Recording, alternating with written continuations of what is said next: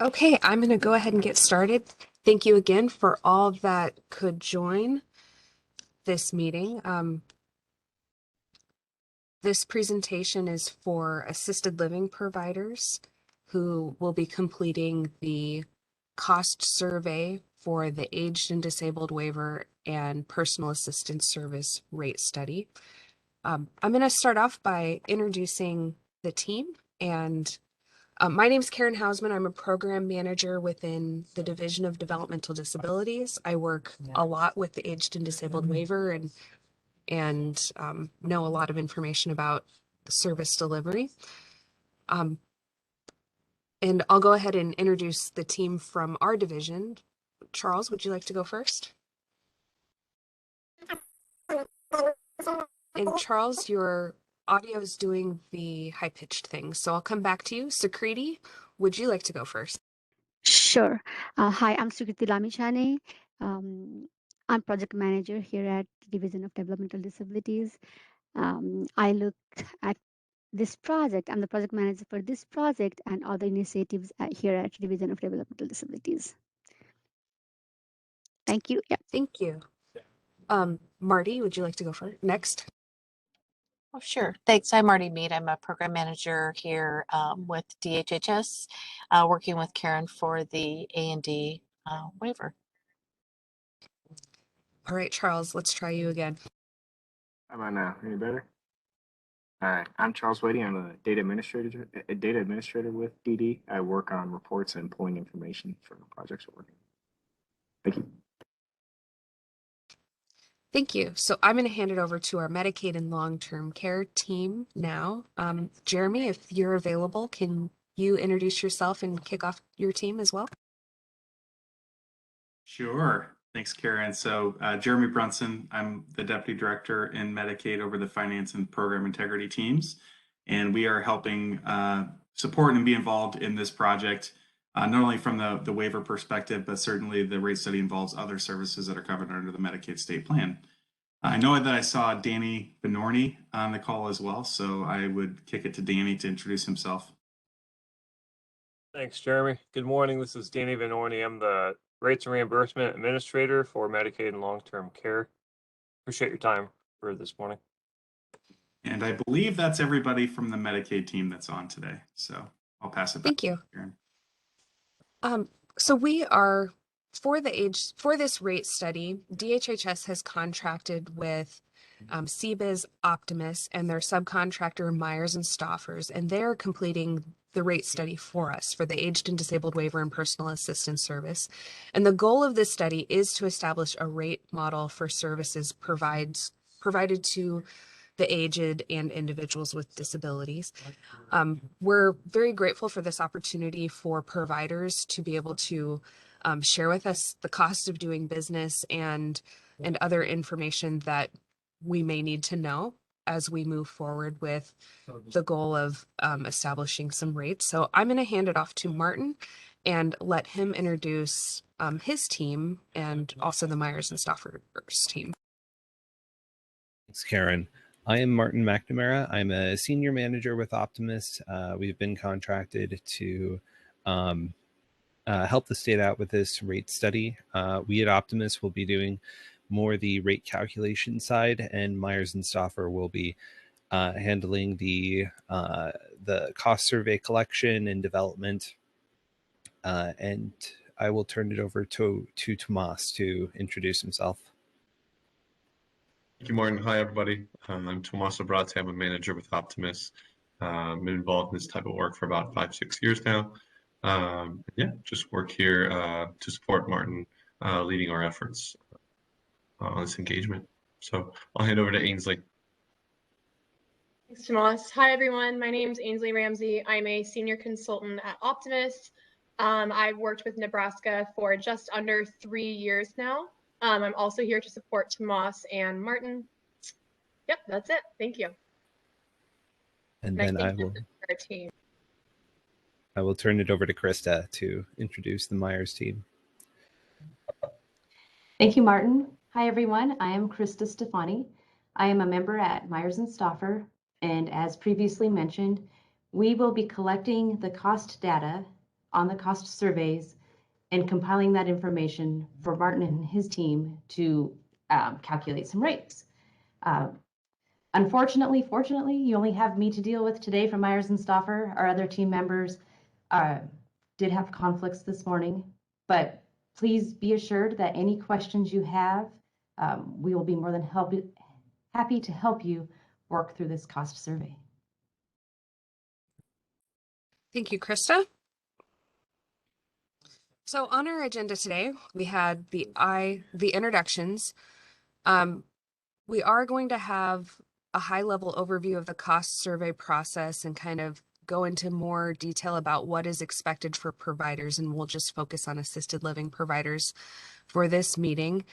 And we will also give you some more information on what you could expect from DHHS for this as well in regards to the next steps. I may not follow this agenda exactly how it flows on here. I'm just going to show you our next slide. So our next slide shows our current state of our contract and what we're working on with Optimus and Myers and Stauffers. I wanted to share some exciting news. We are giving you an extension. We are going to allow until June 24th for providers to finish the cost survey and get the documents. And we'll update the website and the materials by the end of the week to reflect that June 24th date, but I just wanted to share that. It's not reflected on this chart quite yet, but how that impacts this chart is number 2 and number 3. So far we've identified how we're going to do the rate study, and we're in the process of collecting the data to do the data analysis, and this chart will be updated, but they're looking at additional data sources instead of just the cost survey. So Martin, maybe I'll let you talk a little bit more about that I don't think that was the focus of this meeting today, but so the data analysis and the draft rate methodology, those dates will be modified based on us giving you the June 24th date. But I just wanted to give you an idea of what to expect moving forward. We are going to have some additional public comment and stakeholder meetings in the month of July and in August as we have the data and are able to share with you outcomes. So I'm going to hand this over to Martin and Krista to give their part of the presentation. Thank you.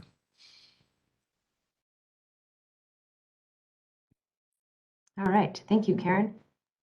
I am going to pull up a copy of the cost survey and just point out a couple of tips that that may be useful in your completion. When you open the cost survey, you may receive this error up at the top of your Excel screen that says it's a protected view, and it's just warning you to be careful. As far as I know, there aren't any viruses attached to this, so you should be safe to click Enable Editing. And then once you do that, you may get another security warning. And that security warning is letting you know that the macros are currently disabled. We have macros built into this cost survey to allow it to customize to the services that your agency provides. So if you click Enable Content, that should allow all macros to function. As you can see along the bottom of the screen, there are a number of tabs already populated. All of the information on the tabs that show when you download the cost survey are required to be completed by all agencies, no matter what services you provide. Another piece of information I would like to share is you will need to download and save this cost survey from the department's website. The reason being it's not an internet fillable form, and we have had providers in the past go through all of the work to fill in the information. They closed it thinking it would submit, and it does not.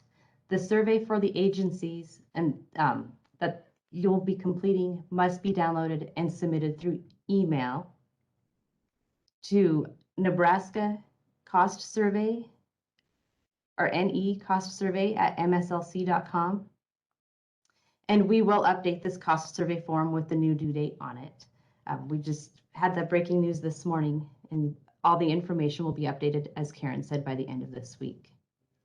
Again, as you're going through this cost survey, if you have any questions at all, please reach out to this email address at necostsurvey@mslc.com, and we will get back to you as soon as we can. Hopefully it's within 1 business day. So I'm going to highlight some of the functionality. If you go to the Services tab, you will see there are a list of services that are being included in this rate study. So for this group, you would select X or type X for assisted living. And if you provide any of these other services within your agency, you would also select an X in that box. So for this example, I will just select home delivered meals, just so you can see what happens. Once you select X, if you click on another tab, you will see that there will be service-specific tabs that are in this darker teal color. Those tabs will be required for you as they are asking service-specific questions. A couple other highlights, and I've had a couple of questions on this Units and Revenues tab. We're collecting information related to the number of billed units and billed revenue related to the waiver services and the pass revenues. And let me make this a little bit bigger so it might be easier to see. And down at the bottom, there are non-waiver service and non-pass revenues. So the questions we received are, well, what do we put in the billed units? Do we put hours? Do we put days? So what I would recommend, whatever your total billed units are from your billing documents, whether it's total hours provided or if you bill on a daily basis, you enter the total units, whether it's hours or days, or if you bill on a monthly unit, the number of months you billed for, and the related billed revenue. This top section is only for the services provided through the waiver or through pass. This bottom section is for all non-waiver service and non-pass revenues.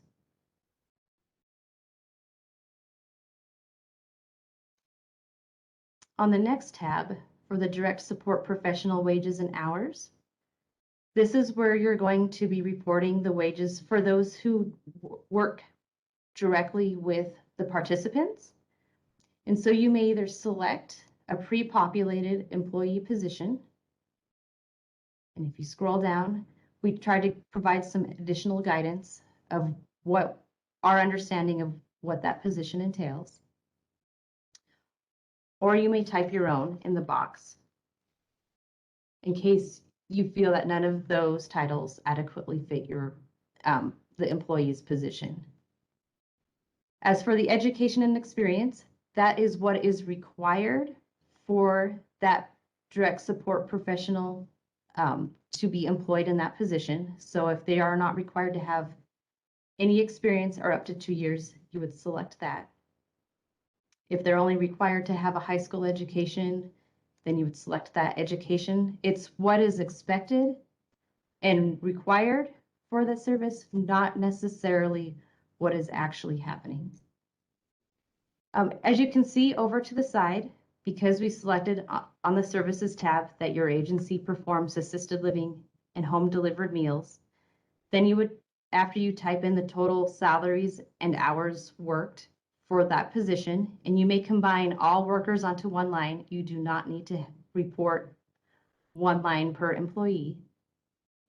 You will need to estimate the percent of time related to each of these services. And as you can see, we have the assisted living, the home delivered meals, and then other non-waiver services. So if your agency operates any other operations that are not related to the services included in the waiver, you will populate a percentage in this column. Some suggestions to figure out this percentage are if you interview your employees and just have them estimate, yeah, normally I work 2 days a week in assisted living. I work 3 days a week with home delivered meals. Then you could figure out those percentages and populate them here. And that will allocate the total salaries and wages and hours to each service to provide us with an estimate. And again, everything in the survey we're asking, we know there's a lot of detailed information. We're asking you to be as accurate as possible without undue administrative burden. We realize that some of this information may be hard to obtain, and you're also looking back at costs and services provided in your fiscal year ended in 2021.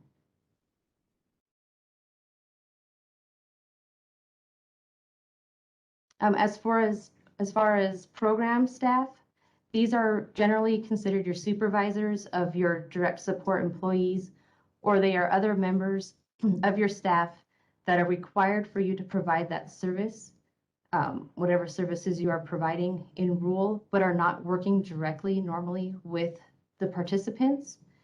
And so on this schedule, you'll follow a similar exercise by stating the employee position and their wages and hours, education and experience.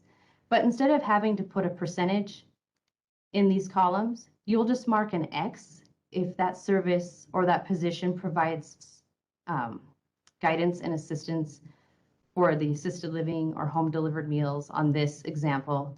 You'll just mark it with an X, and that will allocate a percentage of their wages to the assisted living costs based on the direct support professional wages and hours worked. Something specific on the productivity and transportation page for the assisted living facilities. If we scroll all the way down the page, you will see that there are questions related to transportation, and included in the waiver definition, there are some transportation services that are required as part of the assisted living services to be provided for the residents or the participants.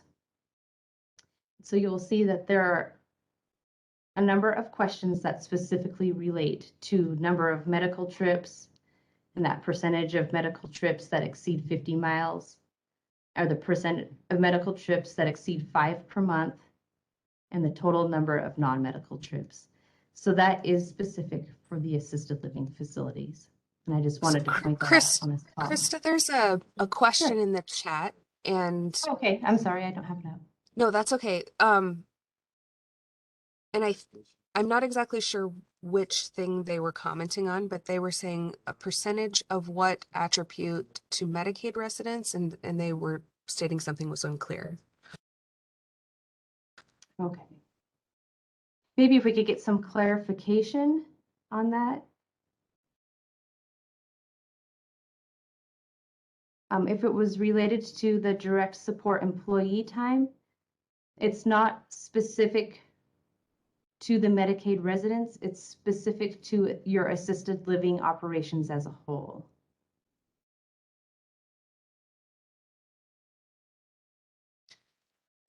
And it looks like we had another question that came in about that there is a provider that has a skilled nursing facility and an assisted living facility attached in one building. Should you only do one survey or one for each? That's a great question, Talia. You may just complete one cost survey for any services or hours or wages that relate to your skilled nursing facility. All of that information on each tab that has a other non-waiver service would be reported in that column. In this column for your skilled nursing facility, you would be reporting your assisted living facility percentages in the assisted living facility column. Now, for example, if your records are totally separate and your financial records do not have, you have separate books for your assisted living facility versus your skilled nursing facility, then you may complete this survey only for the assisted living facility, and you do not need to report any information for your skilled nursing facility. If you do not have that capability, then this survey is designed to help you to perform some allocation calculations so you don't have to do that work manually. So the clarification was that they only have one, or we only have assisted living, so all will be 100%. Yes, that is correct. If the only service you provide is assisted living and you don't have any other operations through your agency, everything will be 100% for the assisted living facility. So Kelly, I do see your question, and I was curious if Krista's comment that she just made about depending on how your revenue's set up, if that answered your question about who to include in the cost survey. Oh, for the buildings that are approved to take Medicaid residents? Yes. So Kelly, if your financial records allow you to separate the costs for your Medicaid buildings versus your non-Medicaid buildings, then you may just report your Medicaid building information on this survey. If you do that, I would ask on the questions tab, there is this item number 4 that says anything else you want to share. If you could just indicate that in the box. But I guess in previous surveys, we've encouraged the submission of all costs for all services that you provide, so we could see what it truly costs to provide assisted living services. Hi, Krista, this is Kelly. So we have 6 buildings in Nebraska, 6 MPIs, all separate EINs. Okay. So my understanding, it would almost be 6 surveys. Is that correct? Yeah, so if it's easier for you to report that way, then yes, this item actually perfect timing because this is a great tab to be on. For the questions, if you want to prepare this cost survey for that one, for each separate location, you can do that here. Or if you say, no, my financial records are all together, I'm going to put everything on one cost survey, you can select X here, and then just if you add note the address, and I know this box isn't very big, but we will collect all the information. It's 402-505-9100. Our nurse, Paula, was supposed to come out and take a look at James. I muted that person. I'm not sure if that was related to this or not, but it sounded like it was not. So I apologize if I muted you. So Kelly, does that help? Yeah, it does a little bit. We have all of ours separate, so I can pull. It'd be more work, I think, to combine. Yeah, then you don't have to do the math to add all the costs together. If it's just as easy to report the costs and respond to the questions for each location, that might be easier for you. Okay, thank you. You're welcome. I hate to muddy the waters, but for that question, it sounds like she's got multiple buildings. Do you just need the EINs that provide the waiver services, or do you need the whole landscape of their business? For sure, definitely the Medicaid buildings. But again, if you would like to submit a survey for your non-Medicaid so we could see what the true cost of providing assisted living services throughout the state is, then you could go ahead and submit a cost survey for those as well. But I would say as far as what I would feel would be required, or at least for your Medicaid buildings.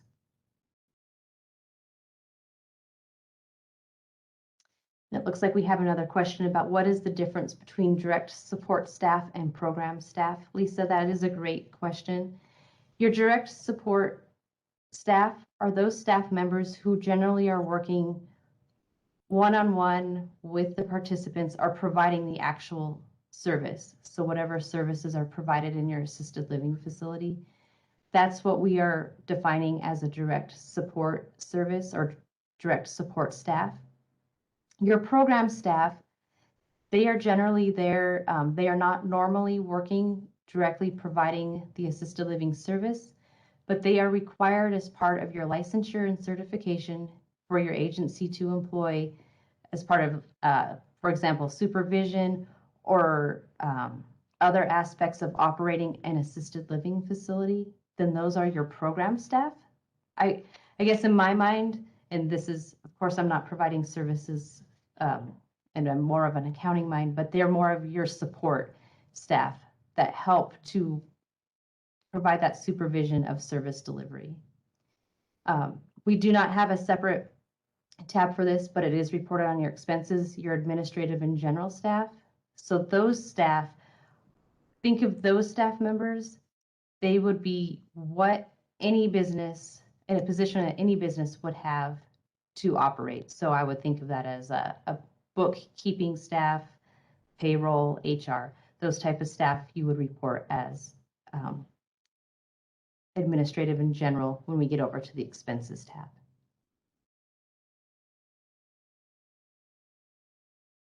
And since we are on the expenses tab, a couple of things I would like to point out for the assisted living providers. Let me make this a little bit larger. You will see that there is this section for room and board expenses. Because of the way that the federal regulations do not allow for the reimbursement of the room and board expenses through the waiver program, we built in this section for you to report all of the expenses related to your building, occupancy expense, such as utilities, property taxes, and insurance. And as a little tip on these little I buttons, if you click on it, a little box will pop up, and it will provide you with additional guidance for suggestions of what type of expenses to report on the line. So for assisted living facilities, if you report all of your building expenses here on this schedule, or in this section of the schedule, we will calculate an allowable administrative portion based on the square footage that you'll report on the assisted living tab, which I'll get to here in a moment. So based on the total building and occupancy expenses, we will calculate an allowable percentage of those expenses that relate to your administrative operations that are located within your assisted living homes. Then that way you don't have to go and manually calculate the difference between, okay, well, here's my depreciation expense for the building, but part of it relates to administrative costs. This will do that calculation for you. And for that calculation to work, on the assisted living facility tab, down towards the bottom, we are asking for each, if it's just one location, your total building square footage, and then the total square footage that relates to your administrative space. Once you have numbers populated in here, so for this example, 1%, I know that's probably low, but then that will populate onto the expense tab to calculate that allocation for you.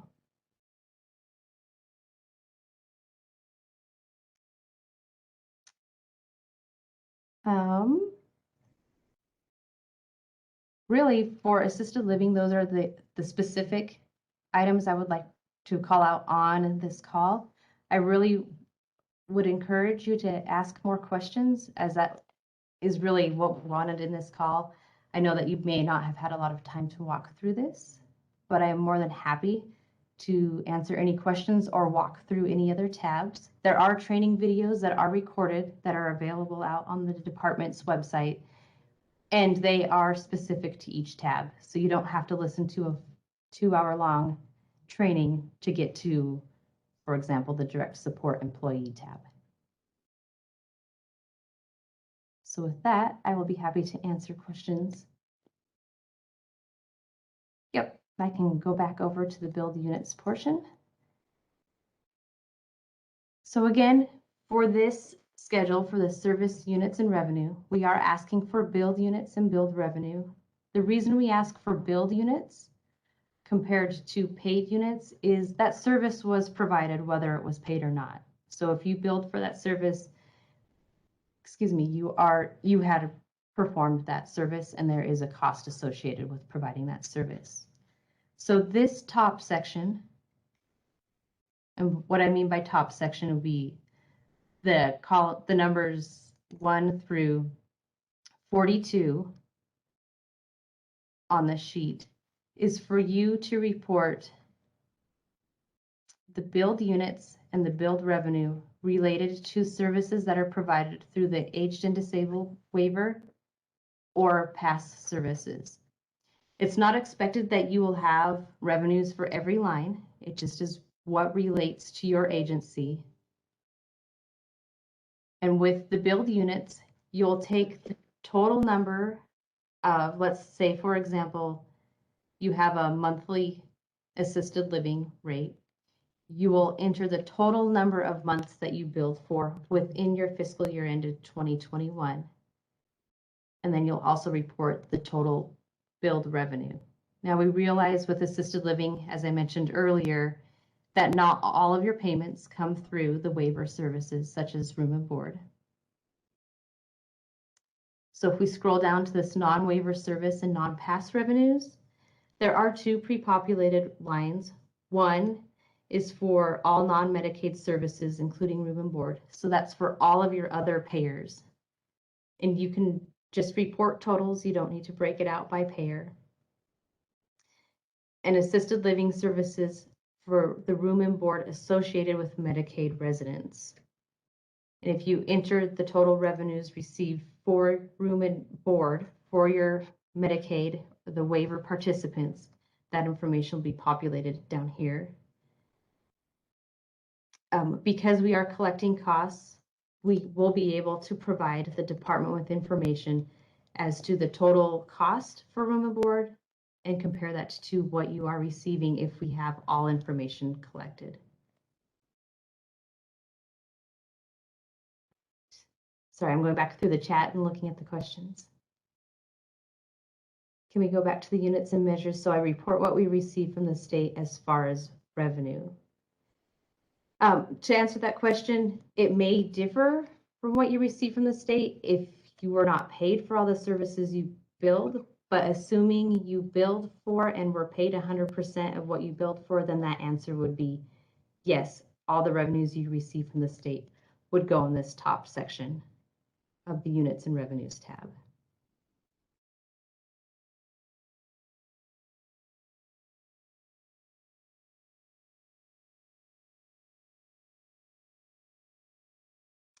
There's a question, why multiple occupancy and level 40 occupancy? Are these two different numbers? And so the way that this is set up is from the fee schedule that I saw is that there is a multiple occupancy that could be paid on a monthly rate or a multiple occupancy that could be paid on a daily rate, and the same for the level 40 rural, single, multiple, etc. That's the reason they're broken out. So if all of your services are billed on a month and paid on a monthly basis, then you would just note underneath the monthly on the row with the monthly billing units and billed revenue and not the daily.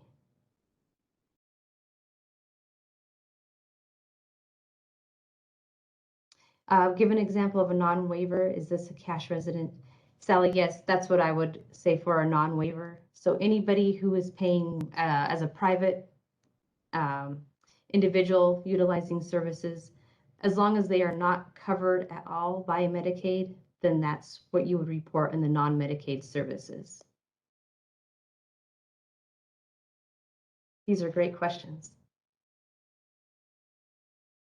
Something else I can point out too on the assisted living tab specifically is we are asking for licensed bed and census information.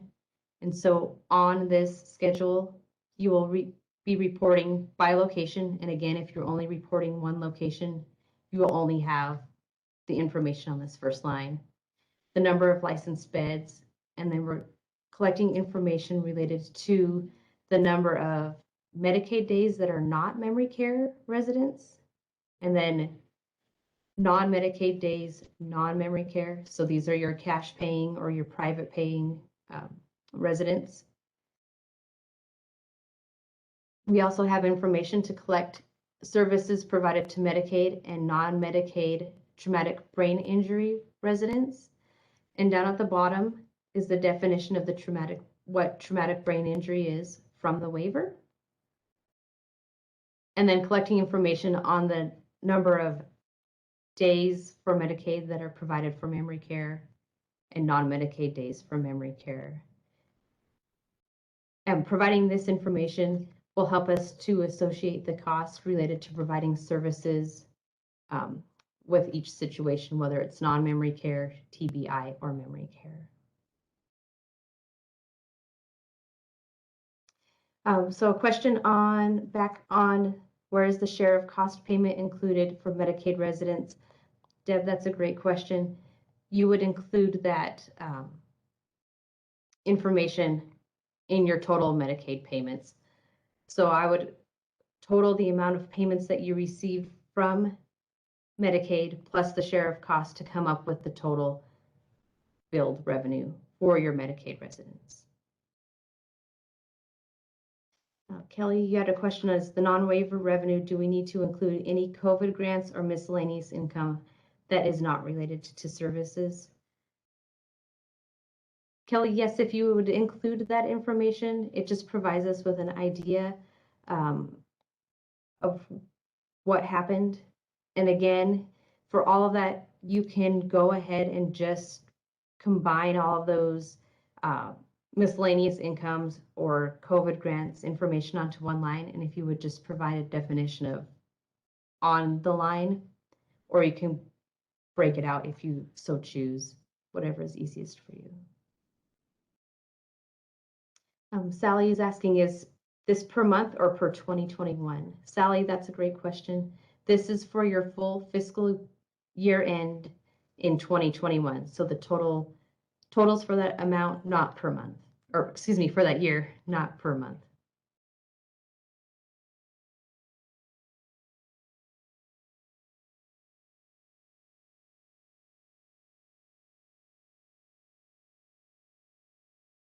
Do we have any other questions to come in?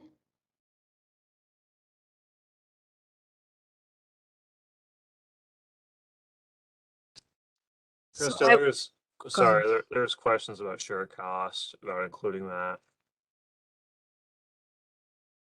Oh, for the share of cost with the Medicaid residents? Mm-hmm. Yeah. So the share of cost you would include with the total billed revenue up in the waiver service section of this schedule.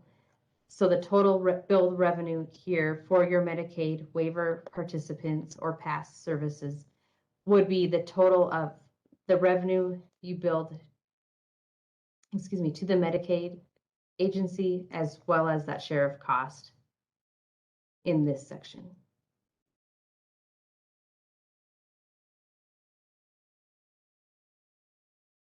Did I miss any other questions? So Sally, yeah, so units is 365 days and billed as the amount of the room for the year. That's correct. So it'd be 365 days for times the number of residents that you had in there for the full year or any partial year. Well, if you build on a daily, if it's a month, then you would have 12 months of services, if I'm interpreting that correctly.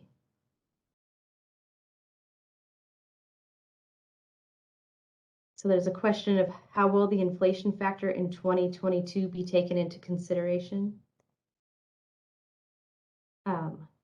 Martin, do you mind if I field that question over to you? Sure. So we have not at this point decided what any inflation factors will be, just that there will be one.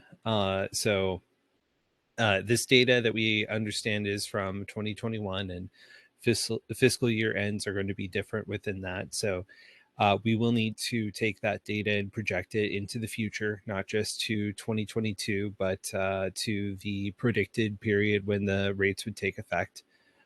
So there are places for additional comments. Krista, I forget which tab that was on. But if you wanted to include information there on where costs are going into 2022, that would be the place to share that information. Thank you, Martin. And yes, the area that Martin was talking about is on the questions tab, and it's item number 4 that you can type any information that you're wanting to share. So the question from SA, her point is that the assisted living payment is comprised of three things. The room and board, the share of cost, and then what Medicaid pays. Does this cost survey account for those differences of where the funding comes from? Or are you just doing total revenue? So for the, to answer that question, for the non-room and board portion, we were going to have the agencies report the total amount received from Medicaid and share of cost in this billed revenue. And then the room and board payments would be down in this non-waiver service area. If you want to break out the share of cost from what Medicaid paid, you can note that as this other revenue and just note this is Medicaid resident share of cost. Really what we're focusing on in this cost survey is the cost and the expenses associated with providing the service. We could provide information of cost coverage if we have all that information. So you can either include your share of cost up at the top or designated it below and just define that this is my Medicaid resident share of cost payments and the total revenue received from that funding source. Yeah, if the individual didn't have a share of cost, it would have all been under that Medicaid payment. So I can see where the logic comes for that. So thank you, Krista. Go ahead, Karen. Oh, I was just gonna read this question out loud for you, even though you're very capable of reading them on your own. So through our Appendix K, we did have a $20 rate increase for assisted living facilities during some certain timeframes. How would you like that accounted for in here? Do you want it just included in the total revenue rate or separated out differently since it was an enhanced rate due to the pandemic? That's a great question. Why don't we'll provide the guidance to report that down in the non-waiver service non-pass revenue since it was a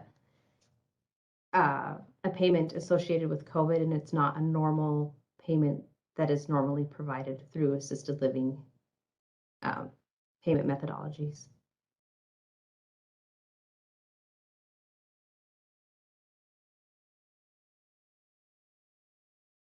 I like all these questions. They're great. They're keeping me on my toes, making me think in the morning.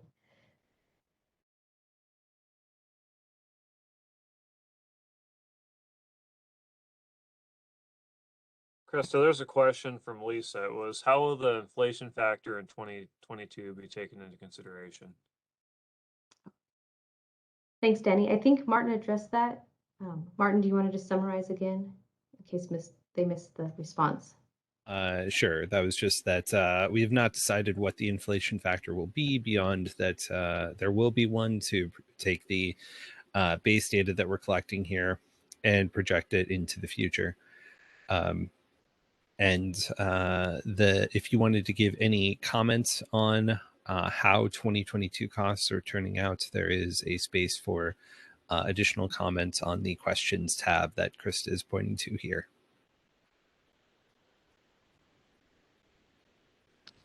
So since there's a pause in questions, I wanted to share that Krista did take the time to create many modules to help talk you through this rate study in more detail.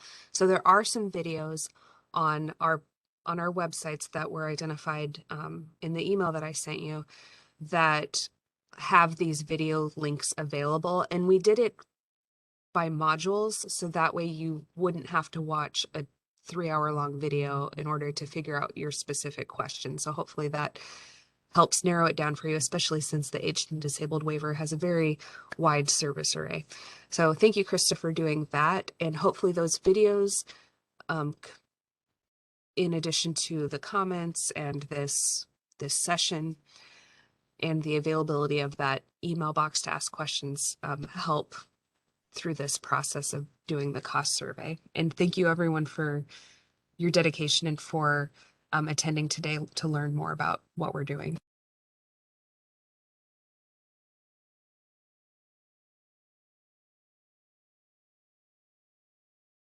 Yes, thank you. If there aren't any more questions, I'll stop sharing my screen.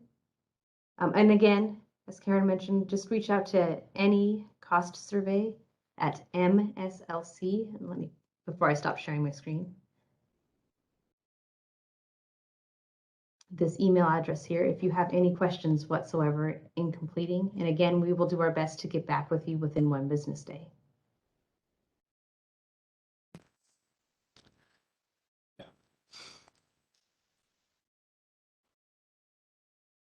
So I wanted to thank everyone again for coming out and participating in this meeting. As a reminder, we have extended the due date to June 24th for this cost survey. And there's that email address again. The website will be updated by the end of the week to reflect the changes that were decided this morning. So thank you for your patience on that, and we'll update the materials as well. Medicaid team, is there anything that you would like to say in closing before we wrap up this meeting? Nothing for me, Karen. Thank you.